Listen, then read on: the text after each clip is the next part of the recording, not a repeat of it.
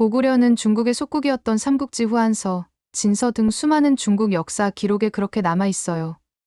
한국도 말만 하지 말고 역사 기록으로 한번 붙어 봅시다.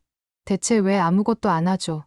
미국 하버드 대학에서 어느 중국인 교수가 한국은 중국의 조공을 바치던 그 속국의 습성이 남아있다며 망언을 하고 있습니다. 그런 교수에게 말 한마디 지지 않는 한국인 유학생이 있는데요. 대체 무슨 일이 있는지 사연 들어보겠습니다. 영상 시작 전 구독과 좋아요, 불우이웃을 돕기 위해 끝까지 시청 부탁드립니다. 안녕하세요. 저는 독일에서 유학 온 미셸이라고 합니다. 대학교의 온라인 뉴스레터를 열자마자 가슴이 덜컥 내려앉는 기분을 느꼈습니다. 맨 위에 크게 적힌 CN 교수 초청 강연 주제 동북공정과 고대사 재해석이라는 공지가 눈에 들어왔죠. 화면을 보는 제 손이 저도 모르게 떨렸습니다. 어렸을 때부터 아버지에게서 동북공정에 대한 이야기를 들어왔기에 이 단어가 주는 무게감은 남달랐어요. 고구려 역사를 중국사로 편입하려는 시도라니 한국 유학생으로서 불편한 마음을 감출 수 없었습니다. 뉴스레터를 스크롤하며 주변 반응도 살폈습니다. 미국이나 유럽 학생들은 동북공정 들어본 것 같은데 잘 모르겠다는 반응을 보였어요. 하지만 중국 유학생들의 표정은 달랐습니다. 벌써부터 우리 역사의 진실을 알릴 기회라며 들떠 있었죠. 그때 독일에서 온 교환학생 미셸이 다가왔습니다. 밝은 미소를 지으며 유리, 이 강연 들어볼 거야? 동아시아 역사라는 말에 끌리는 데라고 물었어요. 사실 조금 망설여지네. 솔직한 마음을 털어놓았습니다. 미셸은 고개를 갸웃했어요. 왜? 혹시 이 강연이 학점 이수에도 도움될까 싶어서 알아보고 있었는데 깊은 숨을 들이마시며 설명했습니다. 이건 단순한 학술 강연이 아니야. 중국이 우리나라 고대 역사를 자기네 것이라고 주장하는 내용이 담길 거야. 미셸의 눈이 커졌습니다. 정말 그렇게 민감한 주제였구나. 중국과 주변 국가 사이에 어떤 갈등이 있길래 이리도 시끄러운 거야? 대답하려 입을 열었지만 복잡한 마음에 말문이 막혔어요. 이 문제를 어디서부터 설명해야 할지 몰랐습니다. 그래도 직접 확인해보는 게 낫지 않겠어? 미셸이 조심스럽게 제안했어요. 아예 듣지 않는 것보다는 무슨 말을 하는지 알아두는 게 좋을 수도 있잖아. 잠시 고민했습니다. 미셸의 말이 일리가 있었어요. 피한다고 문제가 사라지는 건 아니니까요. 불편해도 직접 들어보는 게 나을지도 모릅니다. 그래. 내 말이 맞아. 마침내 결심했습니다. 함께 들어볼까? 적어도 어떤 주장을 펼치는지는 알아둬야겠어. 미셸이 반갑게 웃었어요. 좋아. 같이 가자. 솔직히 너무 학술적이면 지루할까 봐 혼자 가기 망설여졌거든. 창밖을 바라보며 생각에 잠겼습니다. CN 교수의 강연. 어떤 내용이 펼쳐질지 예상하기 어려웠지만 한 가지는 확실했어요. 이건 단순한 역사 강의가 아니라 우리 민족의 정체성과 직결된 문제였습니다. 심장이 빠르게 뛰었지만 이제 물러설 수는 없었어요. 강연 당일까지 일주일 정도 남았을 때 저는 미셸과 함께 자율 세미나실에서 만났습니다. 창가에 앉아 차를 마시며 복잡한 마음을 정리하려 했죠. 미셸의 호기심 어린 표정을 보니 더는 미룰 수 없다는 생각이 들었습니다. CN 교수, 정말 보통 인물이 아니야. 먼저 입을 열었어요. 동북공정의 핵심 인물 중 한 명으로 알려져 있어. 미셸이 관심을 보이며 고개를 끄덕였습니다. 그렇구나. 근데 동북공정이 정확히 뭔지 더 자세히 알고 싶어. 차를 한 모금 마시고 천천히 설명했어요. 아버지가 다큐멘터리 PD인데 예전에 중국 취재를 가셨을 때 일이야. 당시 고구려 유적을 취재하려고 했는데 허가가 갑자기 취소됐대. 그리고 현지 안내원들이 고구려는 원래 중국사라는 말을 계속했다고 해. 제 이야기를 들으며 미셸의 표정이 점점 심각해졌습니다. 그런 일이 있었구나. 동북공정은 단순히 학계의 개인 의견 정도가 아니라 중국 정부가 막대한 예산과 조직을 동원하는 국가 차원의 프로젝트야. 목소리가 약간 떨렸습니다. 우리의 역사를 그들의 역사로 편입시키려는 체계적인 시도라고 볼 수 있어. 미셸은 잠시 생각에 잠겼다가 말했어요. 나치 시절 독일에서도 역사 왜곡이 있었어. 역사를 정치적으로 이용하는 사례는 정말 무서운 일이지. 그 말에 깊이 공감했습니다. 역사는 단순한 과거의 기록이 아니라 민족의 정체성과 직결되니까요. 누군가 그것을 빼앗으려 한다면 그건 현재와 미래까지 위협하는 일이죠. 이참에 자료를 좀 찾아볼까? 미셸이 노트북을 꺼내며 제안했어요. 하지만 예상대로 쉽게 찾을 수 있는 자료는 많지 않았습니다. 영어로 된 자료는 제한적이었고 중국어 자료는 편향되어 있었죠. 한국어 자료는 미셸이 이해할 수 없었고요. 차라리 직접 CN 교수 강연에서 무슨 말을 하는지 듣고 질의응답 시간에 물어보는 게 좋겠다. 결국 그런 결론을 내렸어요. 세미나실을 나서기 전 아버지에게 문자를 보냈습니다. 아버지, 저 직접 치엔 교수 강연 들어갈 거예요. 어떤 주장을 하는지 확인해 볼게요. 몇 분 후 아버지의 답장이 왔습니다. 조심해라. 너무 무리하지 말되 진실에 대한 질문을 꼭 던져보렴. 아버지의 메시지를 읽는 순간 가슴이 뭉클해졌어요. 저는 개인적인 호기심에서 이 강연에 참석하는 게 아니었습니다. 우리 역사의 진실을 지키려는 책임감이 있었죠. 미셸과 함께 걸으며 마음을 다잡았습니다. 이제 후회는 없어요. 직접 들어보고 필요하다면 목소리를 내야겠다는 결심이 섰습니다. 강연 당일, 저는 미셸과 함께 일찍 학교에 도착했습니다. 교내 곳곳에 칼라 인쇄된 포스터가 붙어 있었죠. 치엔 교수 초청 특강 동아시아 고대사 재해석이라는 문구가 눈에 띄게 적혀 있었습니다. 그 포스터를 보는 순간 심장이 빨라졌어요. 유리, 괜찮아?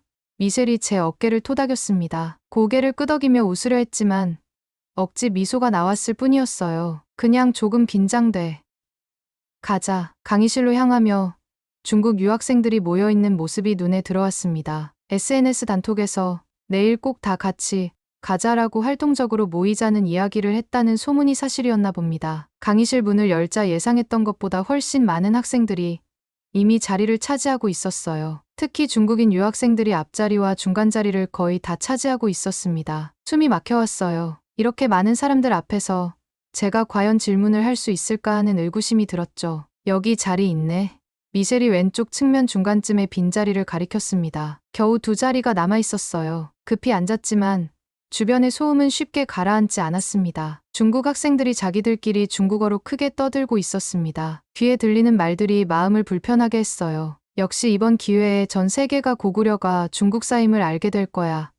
같은 언급이 들려왔습니다. 얼굴이 뜨거워지는 것을 느꼈어요. 다른 나라 학생들은 그래도 영어 강연이겠지 라며 웅성거리고 있었습니다. 그들에게 이건 그저 하나의 학술 강연일 뿐이었겠죠. 하지만 저에게는 달랐어요. 이건 우리 역사, 우리 정체성에 관한 문제였습니다. 앉아있는 의자가 갑자기 너무 딱딱하게 느껴졌어요. 손바닥에 땀이 배어나왔습니다. 주변을 둘러보니 한국 학생은 저 외에 거의 보이지 않았어요. 외롭고 무력한 기분이 밀려왔습니다. 이렇게 많은 중국 학생들 앞에서 정말 제가 질문을 던질 수 있을까요?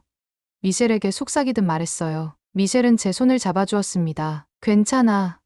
나도 도울 수 있어. 내가 혼자가 아니야. 그 말에 조금 안심이 됐지만 여전히 마음은 무거웠어요. 시계를 보니 강연 시작 시간이 다가오고 있었습니다. 안내 방송이 들려왔어요. 곧 치엔 교수가 입장하실 예정입니다. 학생들이 자리를 정돈하는 듯했지만 여전히 강의실은 소란스러웠습니다. 심호흡을 하며 마음을 가다듬었어요. 아버지의 말씀이 떠올랐습니다. 진실에 대한 질문을 꼭 던져보렴. 그래요.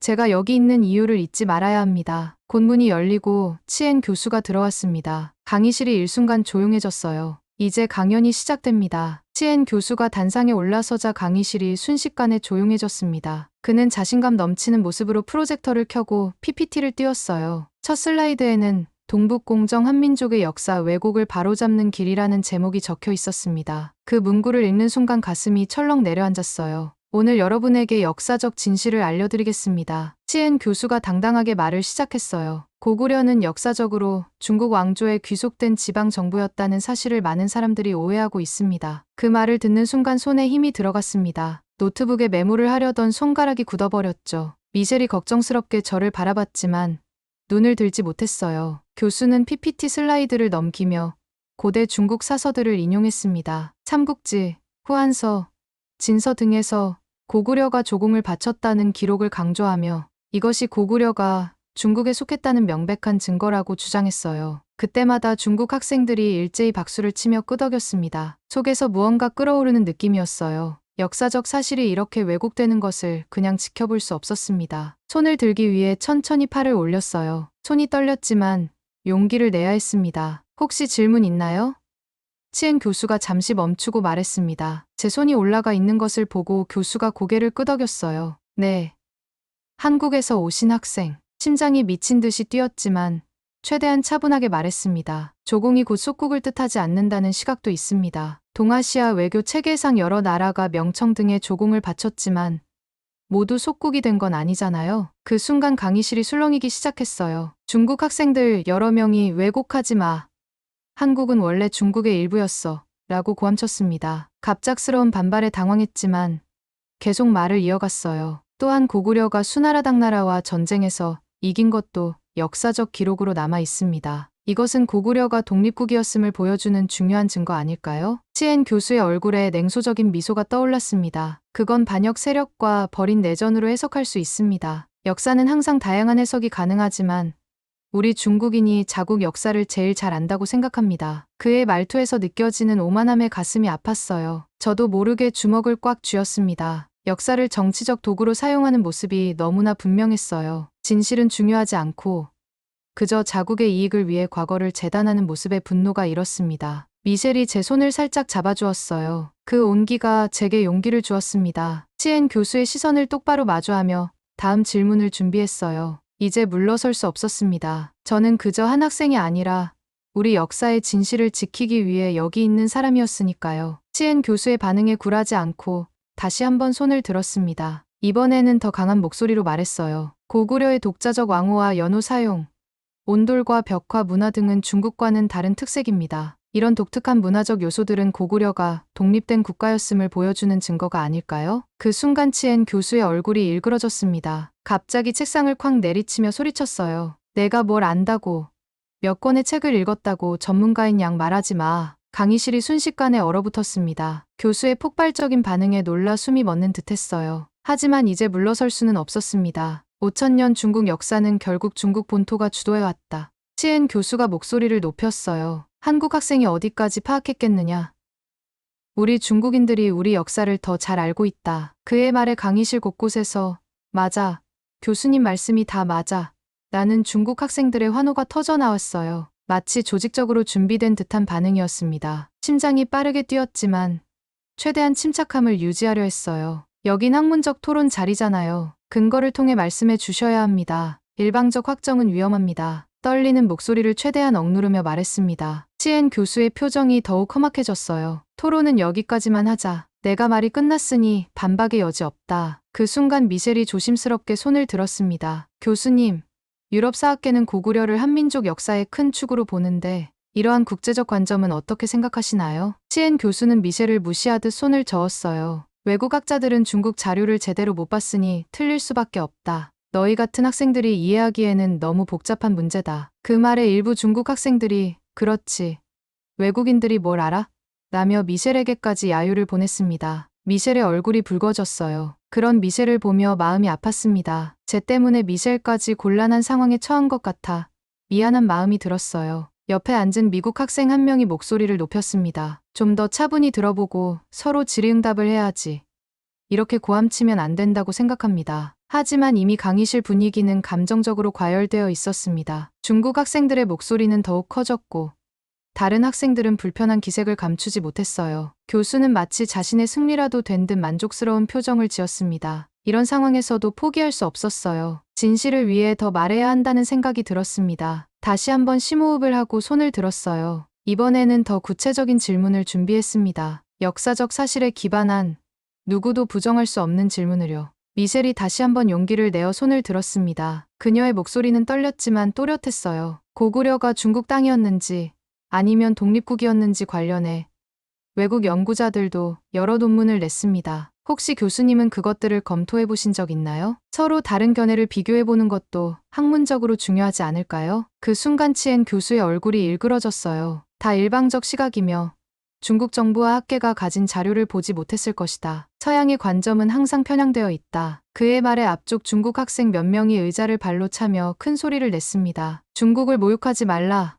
한국은 무조건 피해자 코스프레하는 등의 막말이 이어졌어요. 강의실 전체가 점점 통제불능 상태로 치닫고 있었습니다. 주변 학생들이 불안한 눈빛으로 서로를 바라보았어요. 물건을 던지는 학생은 없었지만 그런 위협적인 분위기에 몸이 굳어버렸습니다. 미셸의 얼굴이 하얗게 변했어요. 그녀도 겁을 먹은 게 분명했지만 여전히 제 옆에 단단히 앉아 있었습니다. 미국 학생이 다시 한번 중재를 시도했어요. 이건 학술 토론이지 감정 싸움이 아닙니다. 서로 다른 의견을 존중할 수 있어야 합니다. 하지만 그의 말은 중국 학생들의 소리에 묻혀 들리지도 않았습니다. 치엔 교수는 그저 상황을 지켜볼 뿐 통제하려는 노력은 전혀 보이지 않았어요. 오히려 만족스러운 표정이었습니다. 용기를 내어 마지막으로 손을 들었습니다. 제 심장은 마구 뛰고 있었지만 목소리는 최대한 차분하게 유지하려 했어요. 고구려가 중국사라는 주장, 많은 학자가 반박하고 있습니다. 학문적 토론에서는 다양한 관점을 존중해야 하지 않을까요? 너무 일방적으로 몰고 가지 말아주세요. 그 순간 중국 학생 한 명이 자리에서 벌떡 일어나 제 방향으로 걸어오기 시작했습니다. 그의 표정이 무서워 저도 모르게 뒤로 물러서려는 찰나, 주변의 다른 국적 학생들이 일어나 그를 막아섰어요. 미국, 영국, 일본 등 다양한 국적의 학생들이었습니다. 이건 대학 강연이지 폭력 시위장이 아니야. 한 미국 학생이 말했어요. 치엔 교수는 이 모든 상황을 무시한 채 고개를 돌렸습니다. 그는 마치 이런 혼란이 당연하다는 듯한 표정이었어요. 학문적 토론이라는 가면 아래 숨겨진 정치적 의도가 너무나 분명하게 드러났습니다. 강의실은 완전히 두 편으로 나뉘었어요. 한쪽은 열광적으로 중국의 주장을 지지하는 학생들, 다른 쪽은 불편한 표정으로 상황을 지켜보는 다양한 국적의 학생들이었습니다. 이 긴장감 속에서 치엔 교수가 다시 입을 열었어요. 치엔 교수가 갑자기 마이크를 꽉 쥐고 목소리를 높였습니다. 역사는 강자가 제정해왔고 지금 중국은 그럴 힘이 충분하다. 그의 선언에 강의실이 일순간 정적에 빠졌어요. 너희 한국이 무슨 증거를 가진다고 해도 결국 다 묵살될 거다. 치엔 교수의 말에 분노가 치밀었지만 동시에 깊은 슬픔도 느꼈습니다. 이런 고압적 태도는 학문적 토론의 모습이 아니었어요. 치엔 교수는 뜻밖의 행동을 했습니다. 내 강의는 끝났다라고 말하곤 노트북도 정리하지 않은 채 서둘러 강단을 내려왔어요. 그리고 문을 세게 닫고 나갔습니다. 그 소리에 강의실이 일순간 얼어붙었어요. 교수가 나간 직후 강의실은 완전한 혼돈에 빠졌습니다. 일부 중국 학생들이 역사를 훔치지 마라, 한국인 나가 라고 소리치며 교실 뒤편으로 종이 조각을 던졌어요. 그 행동에 몸이 움츠러들었지만 도망치고 싶지는 않았습니다. 다른 중국 학생들은 의자를 끌며 자리를 어지럽히고 떠났습니다. 강의실은 큰 소음과 혼란 속에 있었어요. 제 주변의 학생들도 당황한 표정으로 서둘러 짐을 챙기기 시작했습니다. 내가 괜히 문제를 키운 걸까? 울컥한 감정이 치밀어 올랐어요. 목구멍이 메이는 느낌이었습니다. 아버지 말대로 조용히 지켜봤어야 했나. 미셸이 제 어깨를 감싸 안았어요. 아니야, 유리. 이런 주장을 들어보고 반박하는 게 당연한 거였어. 넌 용기 있게 행동했어. 미셸의 따뜻한 위로에도 마음이 무거웠습니다. 우리의 역사가 이렇게 쉽게 부정당하는 상황을 지켜보는 것은 너무나 고통스러웠어요. 하지만 동시에 제가 침묵했다면 더 후회했을 거라는 생각도 들었습니다. 주변에 있던 미국, 일본 등 다른 국적 학생들 몇 명이 다가왔어요. 유리, 미셸, 정말 용감했어. 너희 주장을 좀 더 들어볼 필요가 있다고 생각해. 한 미국 학생이 말했습니다. 저 교수님의 태도는 정말 학문적이지 않았어. 역사는 다양한 시각에서 바라봐야 하는데 너무 일방적이었어. 그 말에 조금 위안을 얻었지만 여전히 마음은 무거웠습니다. 강의실을 둘러보니 엉망진창이 된 책상과 의자, 여기저기 버려진 쓰레기만 남아있었어요. 이것이 역사 논쟁의 결과라니 씁쓸한 기분이었습니다. 미셸이 제 손을 잡았어요. 이제 갈까? 여기 더 있어봐야 기분만 나빠질 거야. 고개를 끄덕이며 자리에서 일어났지만 발걸음이 무거웠습니다. 우리의 역사를 지키기 위한 작은 목소리조차 이렇게 묵살된다면 앞으로 어떻게 해야 할지 막막했어요. 하지만 포기할 수는 없었습니다. 오늘의 경험이 제게 더 큰 책임감을 안겨주었으니까요. 강의실을 나와 캠퍼스 벤치에 앉았습니다. 아직도 손이 떨리고 심장이 빠르게 뛰고 있었어요. 미셸은 물병을 건네주며 조용히 제 곁을 지켜주었습니다. 한참을 그렇게 앉아있다가 마음을 정리하기로 했어요. 아버지에게 전화해볼게. 떨리는 손으로 전화기를 꺼냈습니다. 아버지는 첫 번째 벨소리에 바로 전화를 받으셨어요. 유리야, 어떻게 됐니? 아버지 말씀이 맞았어요. 생각보다 훨씬 적대적이네요. 목소리가 떨렸습니다. 오늘 있었던 일을 모두 이야기했어요. 치엔 교수의 일방적인 주장, 중국 학생들의 적대적 반응, 그리고 결국 교수가 화를 내며 퇴장한 상황까지. 아버지는 잠시 침묵하시다가 말씀하셨습니다. 내가 많이 놀랐을 텐데. 괜찮니?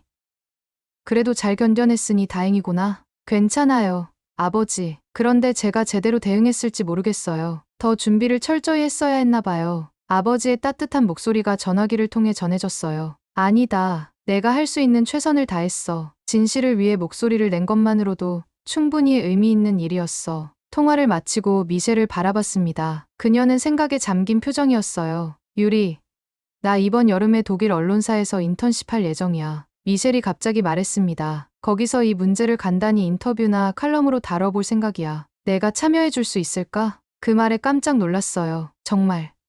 그럴 수 있을까? 미셸이 확신에 찬 목소리로 대답했습니다. 물론이지. 오늘 있었던 일은 단순한 학술 논쟁이 아니라 현대 정치와 역사 해석이 얽힌 중요한 사례야. 유럽 사람들도 알아야 해. 미셸의 제안에 용기를 얻었습니다. 그래. 나도 한국 돌아가면 아버지를 도와 제대로 된 다큐멘터리를 만들어 보고 싶어. 고구려 유적지를 국제사회에 더 알리는 프로그램을 준비할 거야. 결심이 섰어요. 오늘의 좌절이 끝이 아니라 새로운 시작이 될 수 있겠다는 생각이 들었습니다. 역사적 진실을 알리는 일. 이건 단순히 과거를 지키는 것이 아니라 우리의 미래를 지키는 일이기도 했으니까요. 미셸과 함께 캠퍼스를 걸으며 벌써 계획을 세우기 시작했습니다. 국제학술지에 기고할 글, 온라인 플랫폼을 활용한 고구려 역사 알리기, 외국인들을 위한 쉬운 역사 가이드 만들기 등 다양한 아이디어가 떠올랐어요. 오늘은 참 힘들었지만 진실은 결국 밝혀질 거야. 미셸이 웃으며 말했습니다. 그 말에 고개를 끄덕였어요. 맞아. 고구려 역사가 한국 것이란 걸 더 많이 알려야지. 캠퍼스의 석양을 바라보며 깊은 숨을 들이마셨습니다. 오늘의 경험은 가슴 아팠지만 이것이 끝이 아니라는 확신이 들었어요. 역사의 진실을 지키기 위한 나의 작은 노력이 언젠가는 큰 변화를 만들어낼 수 있을 거라고 믿었습니다. 미셸과 함께 걸으며 다짐했어요. 우리의 목소리가 비록 작을지라도 진실을 위해 계속 말할 거야. 그게 우리가 할 수 있는 가장 중요한 일이니까. 그러면 더욱 감동적인 다음 사연으로 넘어가겠습니다. 안녕하세요. 전 써니예요. 20살이고 이스라엘 출신이에요. 하지만 요즘은 런던시에 있는 유명한 줄리어드 음악학교에서 첼로를 공부하면서 꿈을 이루고 있어요. 제 고향인 이스라엘에서 한참 멀리 떨어져 있지만 어릴 때부터 최고 수준의 음악을 추구하고 싶었거든요. 줄리어드만큼 최고인 곳이 또 어디 있겠어요. 그렇죠. 합격 통지서를 받았던 날이 아직도 기억나요? 너무 긴장돼서 손이 떨리면서 봉투를 열었어요. 그리고 우리는 기쁜 마음으로 알려드립니다. 라는 말을 읽었을 때 제 심장이 거의 터질 뻔했다니까요.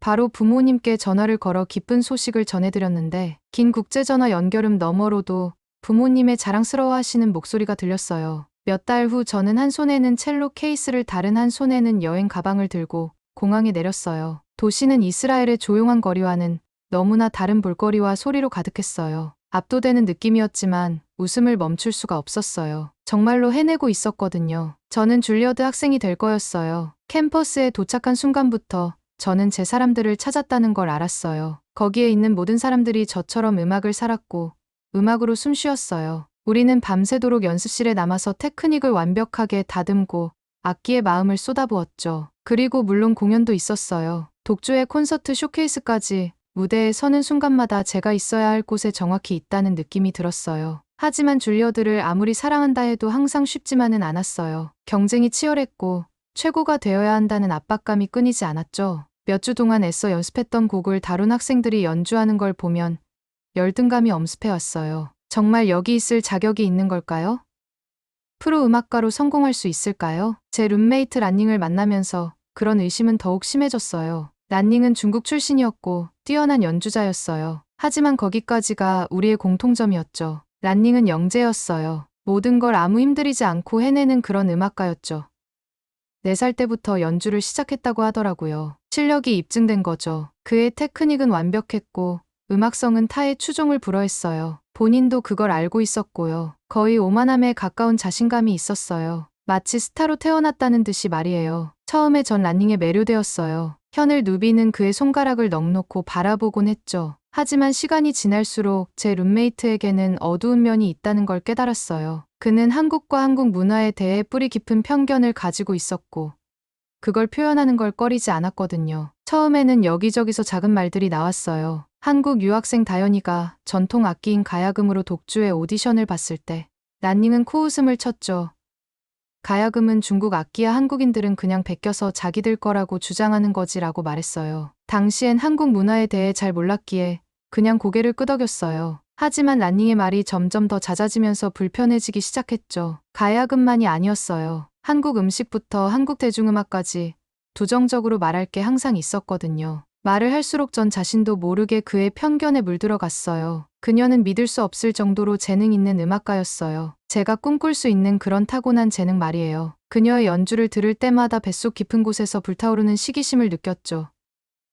왜 내가 저렇게 잘할 순 없을까? 왜 그녀는 그렇게 쉽게 해내는 걸까? 다연이의 재능이 어찌 보면 불공평하다고 스스로를 납득시키기 시작했어요. 한국인이라는 점, 가야금을 가지고 자랐다는 점 때문에 그녀가 유리하다는 거죠. 전 7살 때부터 첼로를 켜왔다는 건 안중에도 없었어요. 제 마음속으로 다연이의 성공은 저에 대한 모욕이었거든요. 돌이켜보면 란닝의 편견에 제가 얼마나 영향을 받았는지 부끄러워요. 한 사람의 편견을 근거로 전체 문화를 판단하는 게 잘못됐다는 걸 마음속으로는 알고 있었어요. 하지만 저 자신의 불안감과 질투심에 사로잡혀 정작 중요한 걸 보지 못했죠. 결국 모든 게 란닝이랑 겨울방학 때 오스트리아 빌로 여행을 갔을 때 절정에 이르렀어요. 우리는 구불구불한 도시의 거리를 걸으며 멋진 건축물을 감상하고 보헤미안 분위기를 만끽하고 있었죠. 그리고 모퉁이를 돌았을 때 우리는 그녀를 보게 되었어요. 그녀는 젊은 한국 여성이었고 버스킹 유튜버였어요. 전통 한복을 입고 가야금을 연주하고 있었죠. 그런데 그냥 가야금이 아니었어요.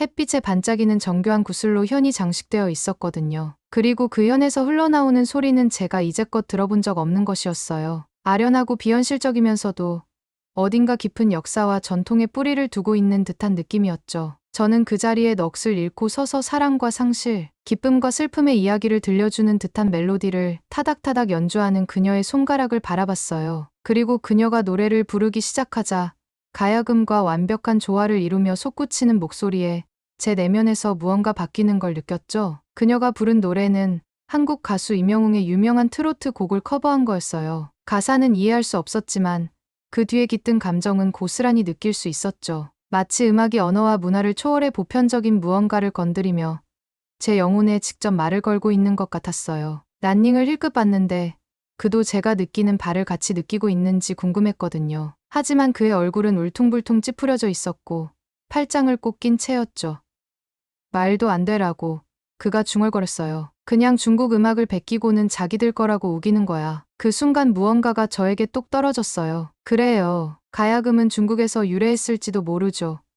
그리고 중국과 한국 사이에는 길고 복잡한 역사가 있다는 것도 알아요. 하지만 그런 역사를 근거로 한 문화의 전통 음악 전체를 무시하는 건 편협한 생각이에요. 음악에 대해 제가 믿어온 모든 것, 즉 음악이 사람들을 하나로 모으고 국경을 초월하며 장벽을 허물 수 있는 힘이 있다는 제 믿음에 정면으로 반하는 거였죠.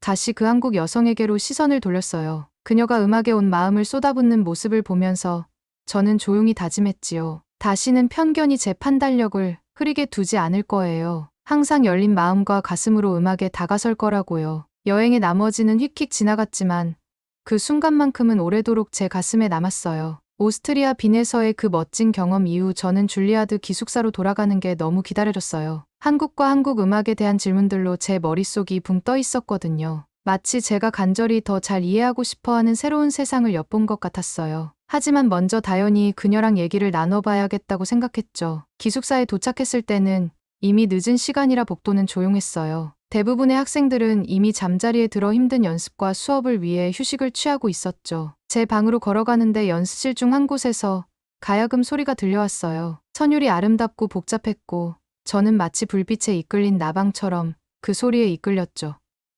연습실 안을 살짝 들여다보니 다연이 연주에 완전히 몰두하고 있었어요. 그녀의 손가락이 가야금줄 위로 춤을 추듯 움직였고 그 선율은 마치 그리움과 희망의 이야기를 들려주는 것 같았어요. 잠시 그 자리에 서서 음악의 아름다움과 연주자의 기량에 넋을 잃고 있었죠. 마침내 용기를 내어 문을 살며시 두드렸어요. 다연이는 제가 거기 서 있는 것을 보고 깜짝 놀라며 고개를 들었어요. 올레야 그녀는 따뜻한 미소를 지으며 말했죠. 이렇게 늦은 시간에 여기서 뭐 하는 거야? 갑자기 쑥스러워졌지만 제 말을 하기 위해 애썼어요. 방금 오스트리아 빈 여행에서 돌아왔는데 제가 말을 꺼냈죠. 거기서 한국 여성이 가야금을 연주하는 믿을 수 없을 만큼 놀라운 공연을 봤어요. 제가 한국 음악과 문화에 대해 얼마나 모르는지 깨닫게 됐죠.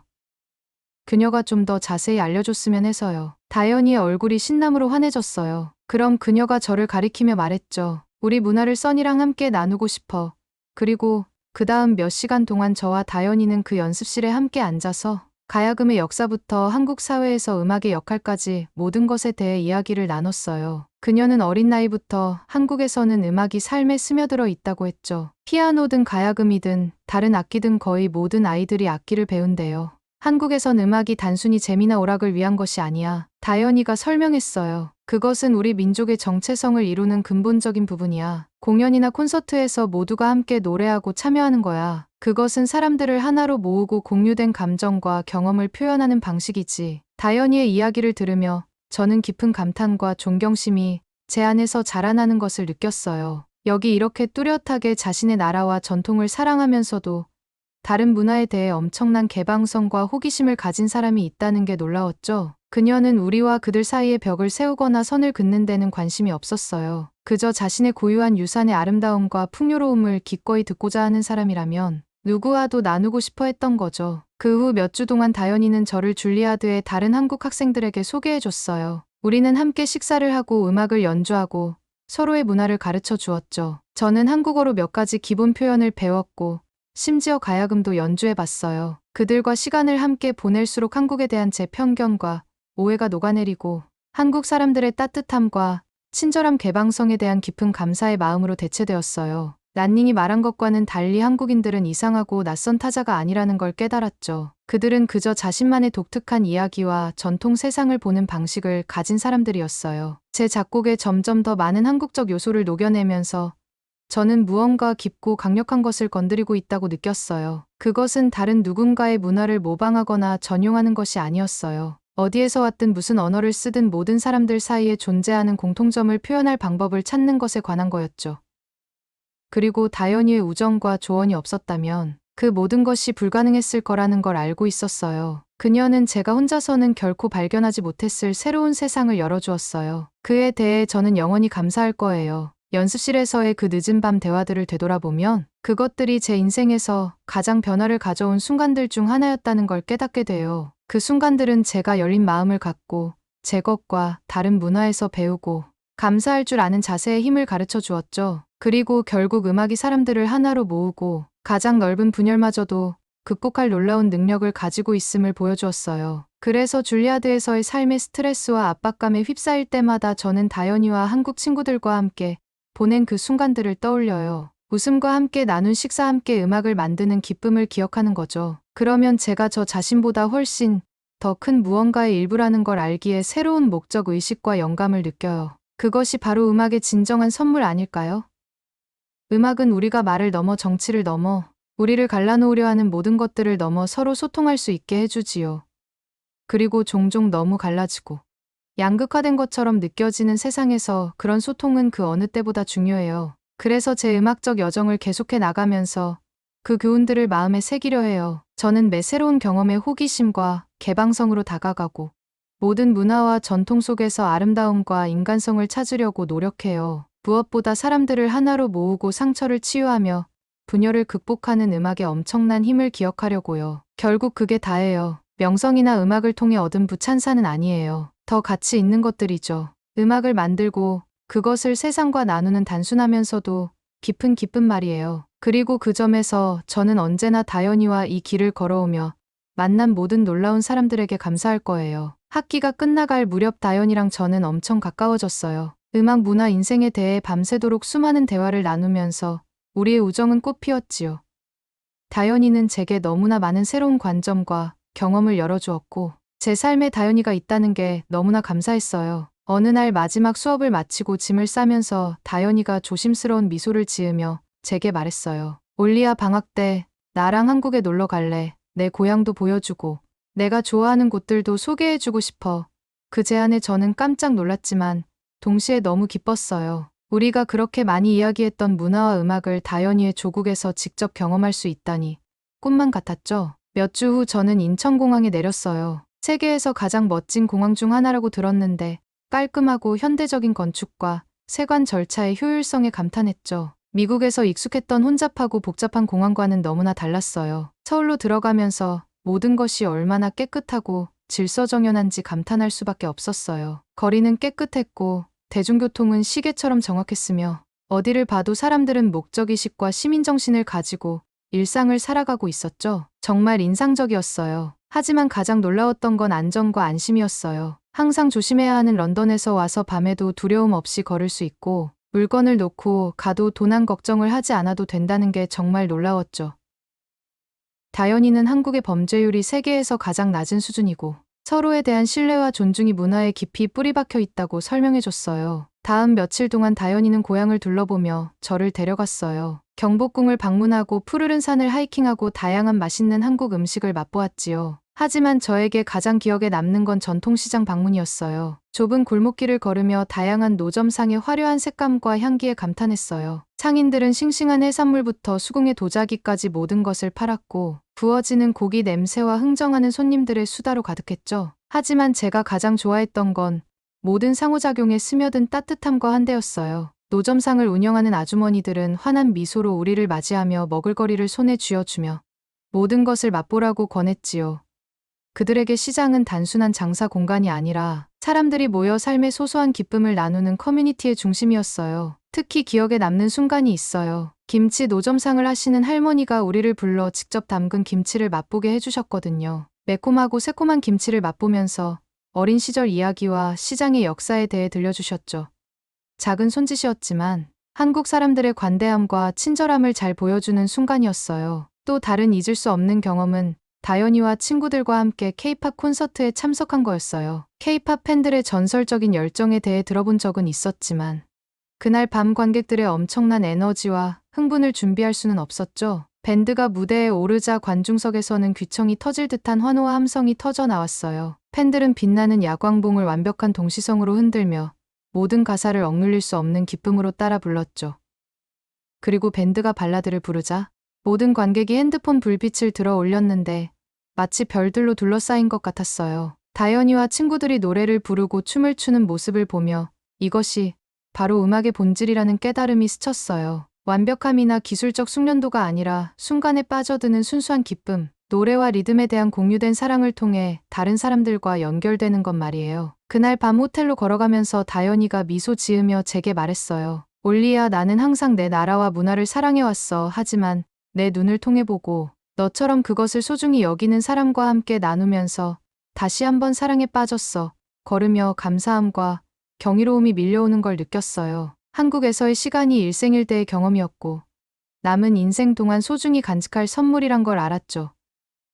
그리고 음악가로서의 여정이 어디로 날 데려가든 놀라운 나라와 문화의 일부를 항상 가슴 깊이 간직할 거란 걸 알았어요. 런던행 비행기에 올라탈 때쯤 저는 흥분과 가능성으로 가득 찼어요. 한때 너무나 모르던 나라와 문화를 사랑하게 되었고 모든 경계와 차이를 넘어 사람들을 하나로 만드는 음악의 힘에 대한 새로운 감사함을 얻었죠. 하지만 무엇보다 저는 다현이라는 진정한 친구를 얻었어요. 그녀는 제게 자신의 세상을 열어주었고 열정과 꿈을 나누었으며 환대와 관용의 진정한 의미를 보여주었죠. 그리고 그 점에 대해 저는 영원히 감사할 거예요. 한국에서의 시간이 끝났다는 걸 알았지만 그곳에서 얻은 추억과 교훈이 영원히 함께 할 거란 것도 알았어요. 그리고 그 지식과 함께 음악이 삶을 변화시키고 다른 어떤 것도 할 수 없는 방식으로 사람들을 하나로 만들 수 있다는 믿음으로 앞으로의 도전에 맞설 준비가 되었어요. 새 학기가 시작되면서 저는 다시 한번 줄리아드의 익숙한 복도로 돌아왔어요. 주변에는 열정 가득한 학생들의 분주함이 느껴졌죠. 하지만 수업과 연습에 몰두하면서도 무언가 변했다는 느낌을 떨칠 수가 없었어요. 한국에서의 경험 배운 교훈 그리고 쌓은 우정이 제가 음악과 세상을 바라보는 근본적인 방식을 변화시켰거든요. 시간이 흘러 줄리아드에서의 마지막이 다가올수록 저는 점점 더 큰 압박감을 느꼈어요. 졸업 연주회는 눈앞에 다가와 있었죠. 지난 4년간 배우고 이루어낸 모든 것을 마지막으로 선보이는 무대였어요. 두려운 동시에 설레는 일이었죠. 학교와 음악계에 제 발자취를 남기고 제가 정말 무엇을 할 수 있는지 모두에게 보여줄 수 있는 기회였으니까요. 하지만 연습실에 앉아 악보를 살피고 곡을 고르면서 저는 딱 맞는 곡을 찾는 데 어려움을 겪었어요. 연주회가 단순히 테크닉을 뽐내거나 식상한 클래식 곡을 반복하는 것 이상이 되길 바랐거든요. 음악가로서 한 인간으로서 제가 걸어온 여정과 배운 교훈을 진실되게 표현하고 싶었어요. 그러던 중 마치 번개처럼 깨달음이 스쳐 지나갔어요. 한국에서의 시간 그곳에서 경험한 놀라운 음악과 문화가 떠올랐죠. 가야금의 구슬픈 선율, K-팝의 강렬한 비트 풍부한 전통 민요가 생각났어요. 그 순간 저는 이것이야말로 제가 연주회에서 선보이고 싶은 것임을 깨달았죠. 새로운 목적 의식을 가지고 열심히 준비했어요. 연습실에서 긴 시간을 보내고 한국 음악에 대한 모든 자료를 찾아 헤맸죠. 악보와 녹음을 공부하고 이 장르의 경험이 있는 교수님과 음악가분들께 조언을 구했어요. 도움과 지지를 얻고자 다현 씨에게도 연락했죠. 천천히 그리고 확실하게 작품이 형태를 갖추기 시작했어요. 클래식과 한국적 요소가 융합된 청중을 서울의 분주한 거리에서 한적한 시골로 데려다 주는 듯한 느낌의 곡이었죠. 전통 민요 선율을 짜놓고 케이팝과 인디록의 리듬과 악기 편성을 도입했으며 심지어 다현이가 직접 연주하는 가야금 파트도 포함했어요. 연주의 날짜가 다가오자 저는 흥분과 기대감으로 가득 찼어요. 제가 시도하는 것이 색다르고 심지어 위험할 수도 있다는 것을 알았지만 그것이 제 자신과 제가 믿는 바에 진실되다는 것도 알고 있었죠. 그리고 마침내 그날이 왔을 때 무대에 올라서자 평온함이 저를 감싸는 것을 느꼈어요. 연주를 시작하자 관객들의 반응이 달라지는 것을 느낄 수 있었어요. 그들이 음악에 예상치 못한 전개에 놀라고 기뻐하는 것이 느껴졌죠. 한국에서 느꼈던 모든 열정과 감정, 제 인생을 바꾼 사람들과 문화에 대한 사랑과 감사함을 쏟아부었어요. 마지막 음이 사라지자 홀은 우레와 같은 박수 소리로 가득 찼어요. 관객들의 얼굴을 바라보니 친구들과 가족의 눈에 눈물이 반짝이고 있었고 맨 앞줄에 앉은 다현 씨는 자랑스러워하며 환하게 웃고 있었죠. 그 순간 정말 특별한 것을 이뤘다는 걸 알았어요. 최후의 인사를 하고 무대 뒤로 걸어 나오면서 기쁨과 성취감이 밀려왔어요. 위험을 감수하고 마음과 본능을 따랐더니 상상할 수 없을 만큼 멋진 결실을 맺었죠. 하지만 그보다 더 중요한 건 음악을 통해 가장 깊은 제 모습을 표현하고 영혼의 일부를 세상과 나눌 수 있는 방법을 찾았다는 거예요. 연주회가 끝나고 사랑하는 사람들과 함께 모여 포옹을 나누고 축하 인사를 주고받으며 그 순간에 여운에 젖어 있을 때 저는 이 경험을 영원히 간직할 것임을 알았어요. 한국은 믿을 수 없을 만큼 멋진 음악과 문화뿐만 아니라 제 자신과 이 세상에서의 제자리에 대한 더 깊은 이해를 주었죠. 그리고 제 음악을 통해 무언가를 되돌려줄 방법을 찾았어요. 제 인생을 영원히 바꾼 나라와 사람들에 대한 감사와 사랑을 표현하는 거죠. 앞으로를 내다보며 저는 제 앞에 펼쳐진 흥분과 가능성을 느꼈어요. 음악가로서의 여정이 아직 끝나지 않았음을 배우고 창조하고 세상과 나누고 싶은 것들이 아직도 많이 남아있음을 알았죠. 하지만 어디로 가든 한국에서 배운 교훈과 사랑을 항상 간직할 거예요. 그것들은 제 존재 그 자체에 녹아있으니까요. 그래서 선선한 런던의 밤거리로 발을 내디디며 저는 평화롭고 분명한 목적 의식이 느껴졌어요. 제 목소리 소명 진정한 자아를 찾았으니까요. 그리고 음악이 저의 인도자가 되어준다면 제가 이룰 수 있는 것에는 한계가 없다는 걸 알게 되었죠. 그러면 더욱 재미있는 다음 사연으로 넘어가겠습니다. 김치는 중국 건데 왜 한국은 자꾸 김치가 한국 음식이라고 하죠? 한국은 중국 음식을 베낄 줄밖에 모르는 것 같아요. 한 프랑스 요리사가 한국에 와서 김치를 먹더니 이건 중국에서 만든 요리를 갖다 베낀 것이라고 하며 침을 태 뱉었다고 합니다. 그 프랑스 요리사에게 한 한국 요리사가 와서 김치를 그녀의 얼굴에 던져버렸다고 하는데요. 어떻게 된 일일까요?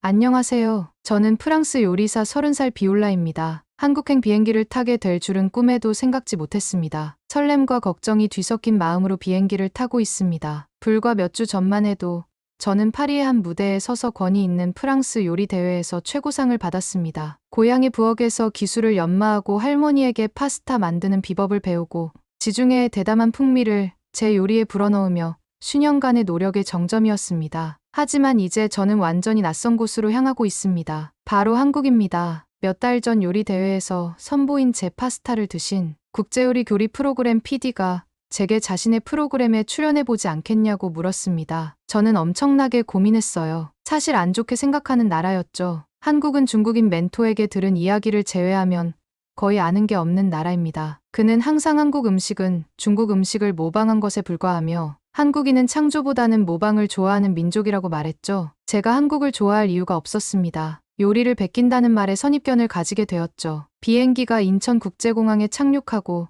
저는 눈앞에 보이는 광경에 놀라고 말았습니다. 터미널은 높은 천장과 반짝이는 바닥으로 매끈하고 흠잡을 데가 없습니다. 세관을 통과하고 화장실로 향하는 길에 모든 것이 깨끗할 뿐만 아니라 무료라는 사실에 놀랐습니다. 무료임에도 칸마다 비데가 설치되어 있었고 젖은 손을 말릴 수 있는 손건조기도 있었어요. 그리고 공항 푸드코트로 향하던 중 김밥을 파는 노점을 발견했습니다. 호기심이 발동한 저는 주인 아주머니에게 다가가 유리 뒤에 늘어선 형형색색의 김밥을 가리킵니다. 이게 뭐죠? 프랑스 억양이 진하게 묻습니다. 카운터 뒤에 있던 여성이 미소를 지으며 서툰 영어로 초밥과 비슷하지만 한국식입니다. 라고 대답합니다. 채소 고기를 김에 말아서 먹는 음식이에요. 저는 고개를 끄덕이며 손에 쥔 낯선 화폐가 낯설게 느껴지는 몇 원을 건넵니다. 김밥을 한 입 베어 물고는 깜짝 놀라 눈을 크게 떴습니다. 소박하지만 맛있고 밥은 완벽하게 간이 되어 있고 채소는 아삭하고 신선했습니다. 이 음식은 중국 것은 아닌 것 같았습니다. 제 셰프께서 이런 음식은 만드신 적이 없거든요. 한국 전통 음식으로 유명한 전주로 향하는 기차에 몸을 실었습니다. 창밖으로 시골 풍경이 스쳐 지나가면서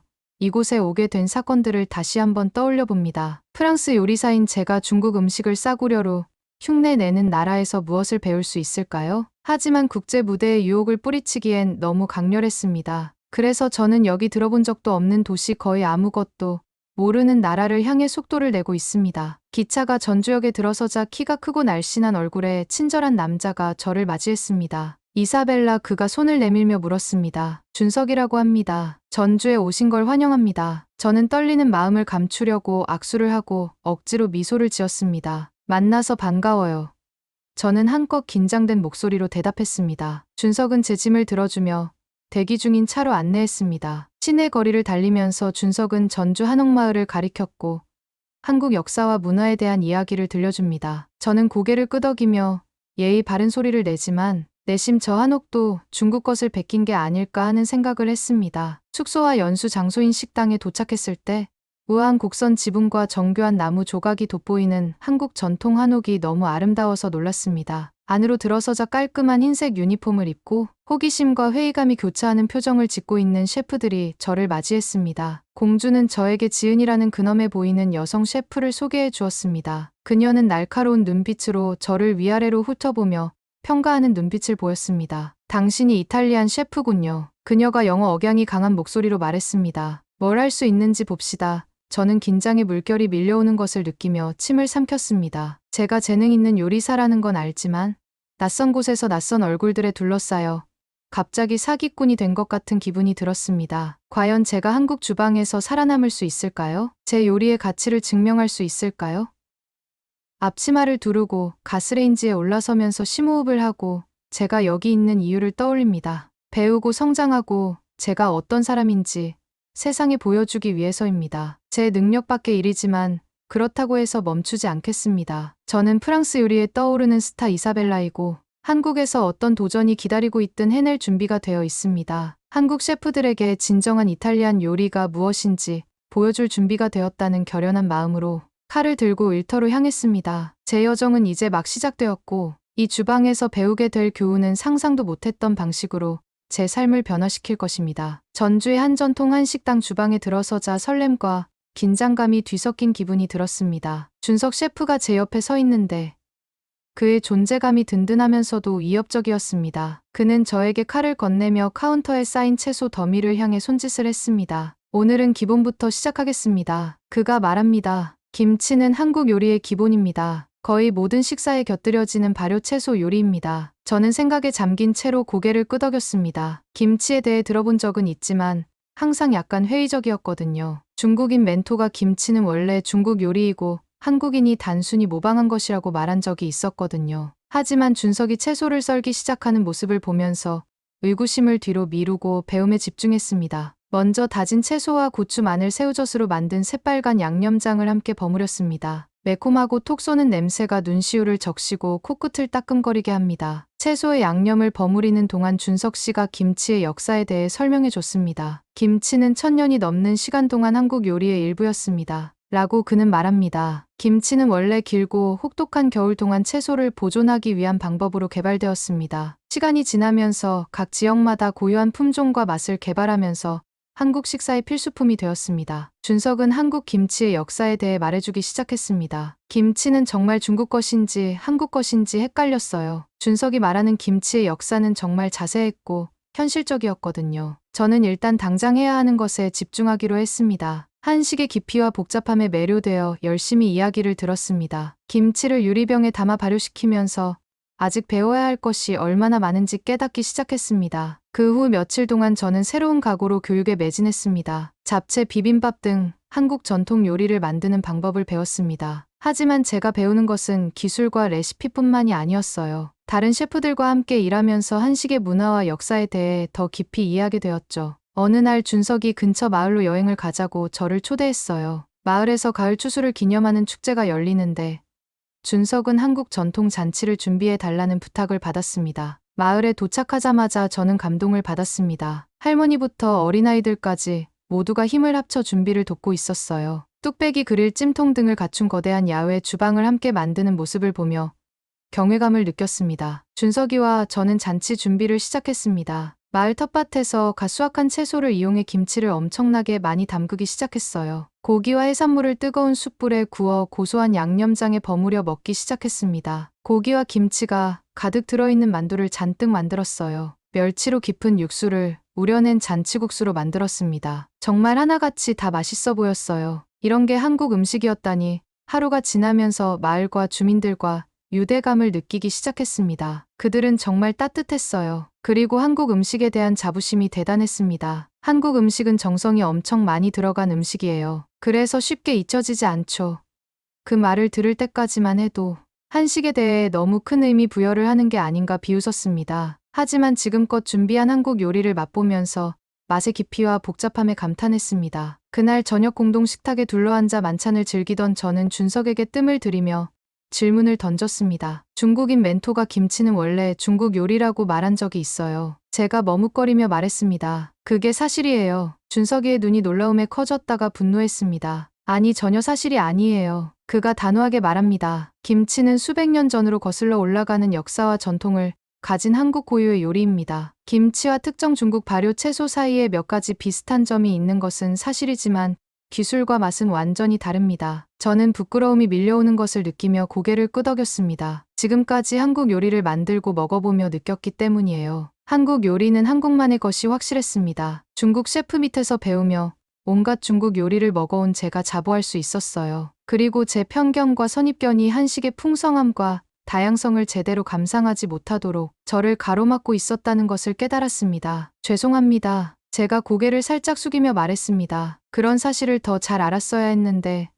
준석의 표정이 부드러워지며 손을 뻗어 제 어깨를 토닥여 주었습니다. 괜찮아요. 그가 말했어요. 중요한 건 비올라가 지금 여기 와서 셰프로서 배우고 성장하고 있다는 겁니다. 그리고 한국의 진정한 맛을 경험하기 위해 이곳에 오게 되어 기쁩니다. 마을의 따뜻한 온기와 웃음소리에 둘러싸여 그곳에 앉아있자니 감사와 기쁨이 저를 덮치는 것을 느꼈습니다. 아직 배워야 할 것이 많다는 것을 알지만 앞으로의 여정이 기대되었습니다. 그리고 지금 이 순간 한국 음식과 문화의 진수를 경험할 수 있는 기회를 주셔서 감사하다는 생각을 하게 되었습니다. 오늘은 요리 대회가 열리는 날이라 뱃속에서 설렘과 긴장이 뒤섞여 덜덜 떨었습니다. 지난 몇 주 동안 동중과 함께 열심히 훈련하며 한식에 대한 모든 것을 배우고 저만의 퓨전 요리를 완성하기 위해 노력했습니다. 주방에 들어서자 익숙한 고추장과 참기름 냄새가 저를 반겼습니다. 다른 셰프들은 이미 채소를 썰고 고기를 재우며 열심히 일하고 있었습니다. 저는 심호흡을 하고 앞치마를 허리에 단단히 묶으며 시작할 준비를 했습니다. 먼저 재료를 준비하고 필요한 모든 것을 카운터에 깔끔하게 정리해 놓았습니다. 제가 가장 좋아하는 두 가지를 결합한 요리를 만들기로 했어요. 프랑스 파스타와 한국 삼겹살입니다. 저는 이 요리를 김치 삼겹살 파스타라고 부르며 맛있게 만들어지길 기도했습니다. 먼저 삼겹살을 얇게 썰어 고추장, 간장, 꿀을 섞은 양념에 재우는 것으로 시작해요. 돼지고기가 재워지는 동안 저는 김치 작업을 시작했습니다. 맛있는 김치의 핵심은 발효 과정에 있다는 것을 배웠기 때문에 며칠 전부터 미리 한 통을 준비해 두었습니다. 김치를 한 입 크기로 자르면서 한국에 처음 왔을 때를 떠올리지 않을 수 없었습니다. 처음에는 김치가 중국 요리를 싸게 모방한 것이라는 잘못된 소문을 믿고 김치에 대해 회의적이었죠. 하지만 김치의 역사와 전통에 대해 자세히 알게 되면서 제가 얼마나 잘못 알고 있었는지 깨달았습니다. 김치는 그 자체로 풍부하고 복합적인 풍미를 지닌 진정한 한국 고유의 음식입니다. 길고 혹독한 겨울을 견디기 위해 수세기 동안 채소를 발효시켜 보존해온 한국인의 독창성과 소환을 보여주는 증거입니다. 요리를 계속 만들면서 자부심과 감사한 마음이 저를 덮치는 것을 느낍니다. 준석 셰프와 다른 셰프들에게서 배울 수 있는 기회와 이 놀라운 요리, 전통의 일부가 될 수 있어서 정말 감사하게 생각했습니다. 어느새 대회가 시작될 시간이 되었습니다. 저는 설레는 마음으로 제자리에 앉았습니다. 다른 셰프들은 모두 믿을 수 없을 정도로 재능이 뛰어나기 때문에 제가 기회를 잡으려면 최고의 실력을 보여줘야 한다는 것을 알고 있습니다. 시계가 똑딱거리기 시작하면서 저는 요리를 시작했습니다. 파스타면이 다 익을 때까지 삶은 다음 양념한 삼겹살과 김치를 넣고 버무렸어요. 참기름을 살짝 뿌리고 파를 뿌려 고명으로 얹은 다음 뒤로 물러나서 제 요리를 감상했습니다. 김치의 선명한 붉은색과 파스타의 크림소스의 흰색이 대비를 이루면서 요리가 아름답게 보였습니다. 심호흡을 하고 손을 살짝 떨면서 심사위원의 테이블로 가져갔습니다. 심사위원들이 한 입 베어 물 때 저는 긴장감에 숨을 참았습니다. 심사위원들이 놀라움에 눈을 크게 떴다가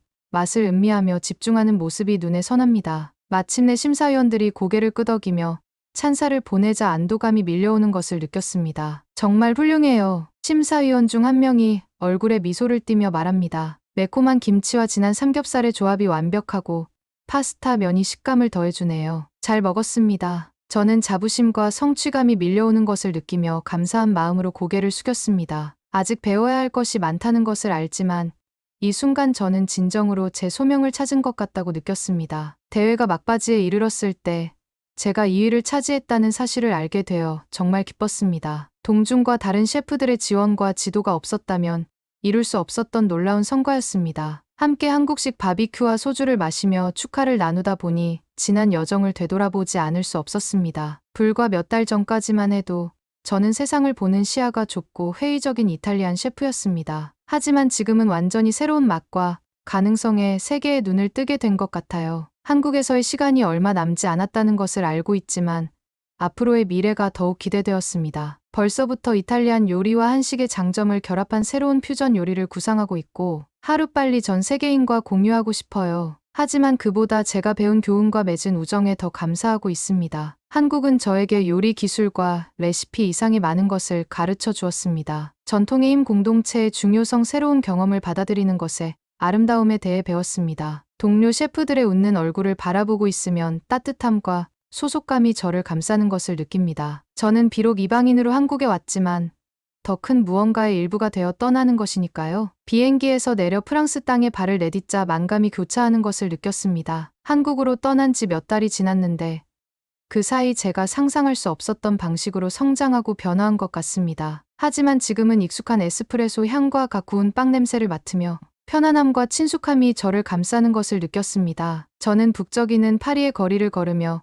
고향의 풍경과 소리를 감상했습니다. 자갈길과 고대 유적은 제가 기억하는 그대로지만 왠지 지금과는 다른 느낌이 들었습니다. 아마도 새로운 눈으로 완전히 새로운 맛과 가능성의 세계에 눈을 떴기 때문일 거예요. 레스토랑에 도착하자 익숙한 얼굴들이 저를 맞이했습니다. 직원들과 단골 손님들이 모두 저를 환영해 주었고 따뜻함과 감사함이 저를 감싸는 것을 느꼈습니다. 제가 없는 동안에도 레스토랑이 원활하게 운영되고 충성도 높은 고객들에게 맛있는 이탈리안 요리를 제공해 주었으니까요. 하지만 주방에 들어서자 새로운 사명감과 설렘이 저를 덮치는 것을 느꼈어요. 지난 몇 주 동안 이탈리안 요리와 한식의 장점을 결합한 새로운 퓨전 요리를 구상해왔고 하루빨리 전 세계와 공유하고 싶었습니다. 저는 다양한 재료와 기법을 실험하며 프랑스 요리의 풍부하고 고소한 풍미와 한국 김치의 매콤하고 발효된 맛을 혼합하는 것부터 시작했습니다. 바삭한 빵과 면도한 파마산을 얹은 김치, 리조또와 고추장 까르보나라 같은 요리는 잠든 미각도 깨울 만큼 매콤한 맛이 일품이었습니다. 일을 하다 보면 한국에서의 시간과 그곳에서 만난 멋진 사람들을 떠올리게 되더라고요. 인내심과 친절함으로 한식의 기본을 알려주던 준석 씨의 모습과 전주 마을 사람들이 저를 두 팔 벌려 환영해 주던 모습이 기억에 남습니다. 김치와 고추장의 풍미가 혀 위에서 춤을 추던 모습, 그리고 낯설기만 했던 한식의 깊이와 복잡함을 알게 된 것도 기억에 남습니다. 또한 한국에서 배운 교훈, 단순히 요리 기술과 레시피를 넘어서는 교훈에 대해 생각하게 되었습니다. 전통의 힘과 문화유산 보존의 중요성에 대해서도 배웠습니다. 새로운 경험을 받아들이는 것에 아름다움과 다른 사람들과 함께 식사를 나누는 기쁨에 대해서도 배웠습니다. 그리고 가장 중요한 것은 진정한 이해와 감사하는 열린 마음과 기꺼이 배우려는 자세에서 비롯된다는 것을 배웠다는 것입니다. 새 메뉴를 마무리하면서 자부심과 설렘이 저를 덮치는 것을 느꼈습니다. 프랑스 고객들에게 새로운 퓨전 요리를 소개하면서 위험을 감수하고 있다는 것을 알고 있지만 감수할 만한 가치가 있다는 것도 알고 있습니다. 그리고 처음 선보이는 김치 리조또와 고추장 까르보나라가 주방에서 나가는 모습을 보면서 기대감과 기쁨이 저를 덮치는 것을 느꼈습니다. 고객이 첫 한 입 베어 물며 놀라움과 기쁨으로 눈을 크게 뜨는 모습을 지켜보았습니다. 기쁨의 감탄사를 연발하는 소리를 들으며 제가 성공했음을 알 수 있었습니다. 그 후 몇 주 동안 새로운 퓨전 메뉴에 대한 소문이 들불처럼 퍼져나갔습니다. 프랑스 전역에서 음식 평론가와 블로거들이 제 요리를 맛보기 위해 찾아왔고 리뷰는 호평으로 가득했습니다. 그들은 대담하고 예상치 못한 맛과 이질적으로 보이는 두 가지 요리 사이에 간극을 좁힌 제 방식에 찬사를 보냅니다. 하지만 무엇보다도 가장 큰 보람은 제 퓨전 요리가 사람들을 하나로 모으는 모습을 볼 때였습니다. 프랑스 할머니들이 한국 유학생들과 나란히 앉아 같은 음식을 먹으며 함께 맛있다고 탄성을 지르는 모습을 보면 정말 뿌듯했습니다. 음식과 문화에 대한 공통된 사랑으로 유대감을 형성하는 모습이니까요. 제 요리가 대화를 촉발하고 새로운 우정을 쌓아가는 모습을 보면서 자부심과 사명감이 생겨나는 것을 느꼈습니다. 몇 주가 지나고 몇 달이 지나면서 퓨전 요리에 대한 열정이 점점 더 커지는 저를 발견했습니다. 태국, 베트남, 일본 요리의 요소를 제 요리에 접목해 다른 아시아의 풍미와 기법을 실험하기 시작했어요. 그러는 과정에서 전에는 상상할 수 없었던 방식으로 성장하고 변화하는 제 자신을 발견하게 되었죠. 하지만 그 모든 과정에서 한국에서 배운 교훈은 결코 잊을 수 없습니다. 저를 자신의 삶과 주방으로 초대해주고 음식, 문화, 인간 경험에 대해 많은 것을 가르쳐준 놀라운 사람들을 결코 잊지 못할 것입니다. 요리를 통해 다른 문화를 이해하고 함께 더불어 공존할 수 있는 방법에 대해 가르쳐 주었으니까요.